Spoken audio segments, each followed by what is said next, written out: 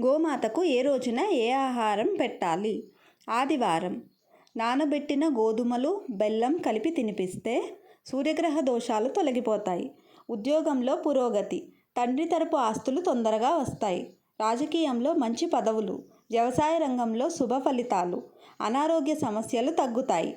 నానబెట్టిన మినప్పప్పు తినిపిస్తే విదేశాలకు వెళ్ళే అవకాశాలు వస్తాయి. మిత్రులతో ప్రారంభించే పనులలో విజయం. సర్పదోషాల నుండి బయటపడతారు.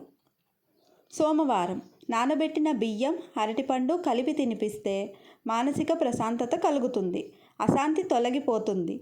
తల్లి తరపు ఆస్తులు తొందరగా వస్తాయి. పిల్లలకు బాలారిష్ట దోషాలు అంటే చెప్పిన మాట వినకపోవడం, మొండితనంగా ఉండటం, కిందపడి ఏడవటం, సన్నబడిపోవటం, దృష్టి దోషం సమస్యలు తొలగుతాయి.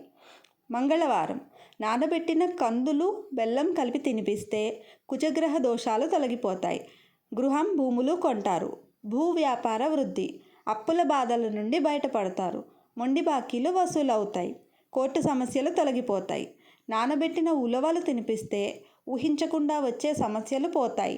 తల్లిదండ్రుల అనారోగ్య సమస్యలు తగ్గుతాయి. బుధవారం. నానబెట్టిన పెసలు తినిపిస్తే ఉద్యోగ ప్రాప్తి. వ్యాపారంలో నష్టాలు తొలగి లాభాలలో నడుస్తుంది. పిల్లలు విద్యలో రాణిస్తారు. గురువారం. నానబెట్టిన శనగలు తినిపిస్తే గురుగ్రహ దోషాలు తొలగిపోతాయి. పెళ్ళిళ్ళు తొందరగా అవుతాయి. సంతాన ప్రాప్తి కలుగుతుంది. మంచి పేరు ప్రతిష్టలు వస్తాయి. శుక్రవారం. నానబెట్టిన బొబ్బర్లు తినిపిస్తే శుక్రగ్రహ దోషాలు తొలగిపోతాయి. భార్యాభర్తల మధ్య విరోధాలు తొలగిపోయి అన్యోన్యంగా ఉంటారు.